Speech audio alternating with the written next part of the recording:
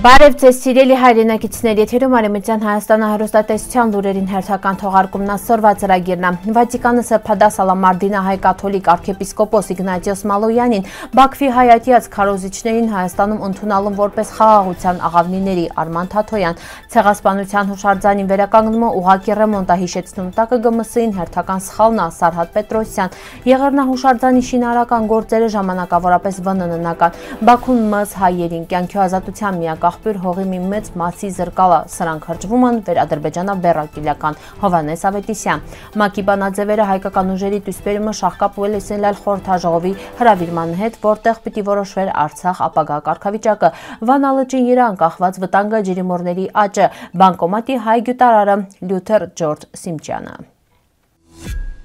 2025 թվականի հոկտեմբերի 19-ին Վատիկանում տեղի ունեցած հանդիսավոր արարողության վաղտը կաթոլիկ եկեղեցու առաջնորդ Պապ Լևոն 14-րդը սրբադասալա 7 հոգու, որոնց թվում Մարտինա հայ կաթոլիկ եկեղեցու արքեպիսկոպոս Իգնատիոս Շուքրուլլահ Մալոյանն է։ Մալոյանը ծնվել է 1869 թվականի ապրիլի 19-ին մարզի, 14 տարեկանում Քեցալալի բանան դհիմմար վանքում կրթություն ստանալի ու 1896 թվականին ձեռնադրվել քահանա։ 1911-ին տեղալ Մարտինա արքեպիսկոպոս, հայերի ցեղասպանության տարիներին 1915 թվականի հունիսի 3-ին ինքը ձերբակալվալ, տանջանքների է ենթարկվել ու սպանվել օսմանյան պաշտոնյաների կողմից, հրաժարվելով իսլամ ընդունելու պայմանով ազատ արձակվելի առաջարկա։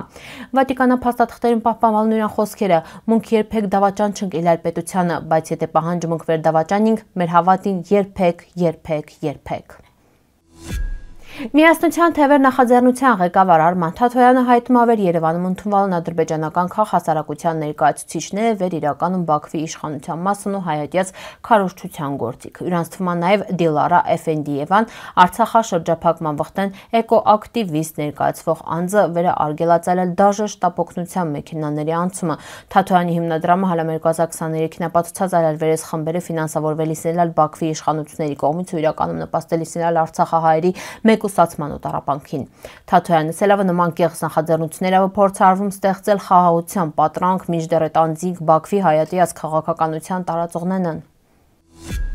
Ճարտարապետ Սարհատ Պետրոսյանը քննադատել է հայերի ցեղասպանության հուշարձանի վերականգնման ընթացքը, նշել է վեր ավելի շատ ռեմոնտ է հիշեցնում, քան գիտական վերականգնում։ Իրանը սելավը ԿԳՄՍ նախարարությունը հուշարձանին մոտենում չի դի, հունցը կմոտենային Սանահինի վանական համալիրին կամ Գառնու տաճարին։ Սարհատ Պետրոսյանը նշել է վերջինարարության ժամկետներն հավանաբար ընտրվել են քաղաքական նպատակներով, իսկ գիտամեթոդական խորհրդի ներկայիս կազմը օնվեջ մասնագիտական մակարդակ նման նախագծեր գնահատելի հետի։ Ինքը նաև ընդգծել է վեր հայ նախագիծ կազմակերպությունը պիտի ավելի պահպանողական վերականգնման ճանապարհ։ Ճարտարապետը կոչ արել հարցը քննարկել մասնագիտական ու էթիկական հարթություններում, ընդգծել ավեր հուշարձանի նկատմամբ պատասխանատվություն ընդհանուր է, իսկ ներկայիս մոտեցումը վտանգ պատմական արժեքը։ Եղեռնահուշարձանի շինարարական գործերը ժամանակավորապես դադարեցվելու են, սրա մասին հայտարարել է Հայաստանի ճարտարապետների պալատը, որոշվել է շինարարական գործերը ժամանակավորապես դադարեցնել շինհրապարակի նորմալ կարգավորման ու գործերի անվտանգության ապահովման նպատակով, ինչպես նաև շարունակել վերականգնման գործընթացը մենակ արդեն իսկ մասնակի քանդվեց 3 մույթերի հատվածում, զուգահեռաբար շարունակել է մասնագիտական քննարկումները հուշարձանի լրիվ վերականգնման, ինժեներական լուծումների ու մեթոդաբանության վերաբերյալ, ասված է հայտարարության մեջ։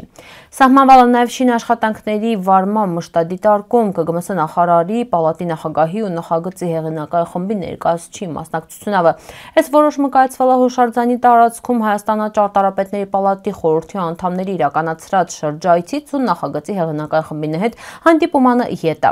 Պալատի դիմումի հիման երան հրավիրվել է ԿԳՄՍ նախարարության գիտամեթոդական խորհրդի արտահերթ ընդլայնված նիստ, վերի մասնակցան պալատի խորհրդի 5 անդամների թվում ճարտարապետ Անահիտ Թարխանյանը, Եղեռնահուշահամալիրի հեղինակ Արթուր Թարխանյանի աղջիկը, ինքը ավելի վաղ մտահոգություններ էր հայտնած Եղեռնի հուշարձանի շինաշխատանքների առնչությամբ։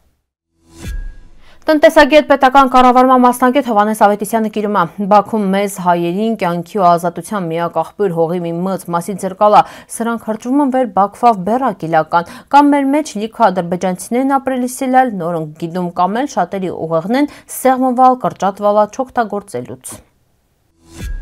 ԱԺ-ում Հայաստան խմբակցության պատգամավոր Արտուր Խաչատրյանը հայտարարավ էր տարածքային ամբողջականության սկզբունքը կարել չի սահմանափակել ժողովուրդների ինքնորոշման իրավունքը, հիշեցնելով Կոսովոյի օրինակը։ Հյուրանոցելավը իշխանություն են մանիպուլյացնում են ՄԱԿ-ի դիրքորոշումը 4 բանաձևերից միայն մեկն այլ վերաբերելիս տեղական ուժերի դուսպերմանը, իսկ մյուսները մերժվելիսն էլ Բաքվի կողմից։ Խաչատրյանը նշելով էր Մինսկի խմբի համանախագահների առաջարկով պիտի որոշվար Արցախի ապագա կարգավիճակը, բայց Փաշինյանը կտրալագործյան հանգույցը վերը ըստ ուրան հանգույց չինել, այլ մեր վզին կապած թոք։ Արևմտյան Հայաստան ազգային խորհուրդ հիշեցնում ավեր ՄԱԿ-ի անվտանգության խորհրդի կողմից նախաձեռնված 4 բանաձևերը քաղաքական բանաձևեր են, վերոնք իրավական ուժ օնիվեջ միջազգային իրավունքի համաձայն Արցախի կարգավիճակը հստակ է, 1920 թվին ճանաչված հայկական պետության անբաժանելի մասն է, այս կարգավիճակը երբեք կասկածի տակ դիրվել չի Արևմտյան Հայաստան Հանրապետության իշխանությունների կողմից։ Վանա Սենթենիալ համալսարանի ձկնաբանության ֆակուլտետի դոցենտ Մուստաֆա Աքուշը հայտնալավ էր Վանա լճում աշխարհի ամենամեծ գազավորված ու փակ լճում վերջին տարիների նկատմամբ ջրիմուռների աննախադեպ աճ։ Հյուրանոցելավը լիճը գտնվում է մեծ բիցիրությունի երա, ունե ցածր ինքնամաքրման կարողություն ու դաժե ամենակուճիր աղտոտումն են երկանվախտ մնաման տրա ջրերում։ Վանա լիճը շատ նուրբ է աղտոտման նկատմամբ, այս պահին լճի ափերին արդեն ձևավորվել են ջրիմուռները բաղկացած մեծ կղզին է։ Դա լճի արձագանքն է աղտոտման նկատմամբ, ասել է Աքուշը։ Մասնագետը նախազգուշացրել ավեր, եթե այս երևույթը շարունակվել լճի կենսաբազմազանությունը կարել լուրջ վտանգի տակ հայտնվել, հատկապես մարգարտախեցիների տեսակն են։ Ինքը հույս հայտնալվեր ապագայում լիճը վերադառնալու է իր նախկին մաքուր կապույտ տեսքին, պայմանավեր մաքրման կայանները գործելու են լիարժեք։ Լյութեր Ջորջ Սիմջյանը հայ հանճար վերին երբեմն կոչել իսնել երկրորդ Թոմաս Էդիսոն պատմության մեջ մնացալ որպես Պերվի բանկոմատի ստեղծողը։ Ինքը ծնվել է 1905 թվականին Այնթապ, Սոր Գազիանթեպ, բայց հայերի ցեղասպանության տարիներին ստիպված փախչի նախ Բեյրութ, հետո Մարսել, 1920 թվականին տեղափոխվել Ամերիկա, հաստատվել է Կոնեկտիկուտում հարազատներին կողքին։ Ջահիլ տարիներից Լյութեր Ջորջ Սիմջյանը հետաքրքրվել է լուսանկարչությունով ու ընդամենը 25 տարեկանում դարձել է Յեյլի համալսարանի բժշկական լաբորատորիայի տնօրենը։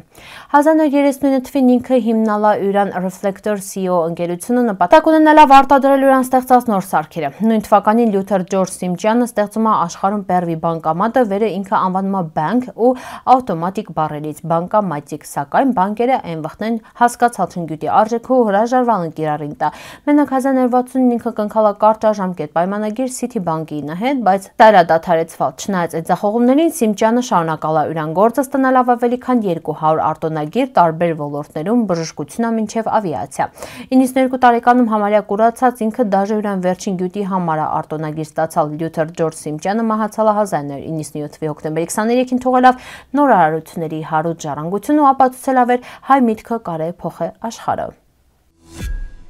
Սիրելի հայրենակիցներ, այսօրվա տեսքանը պատրաստալ սպասիբա ուշադրության հետի պնդկացիք։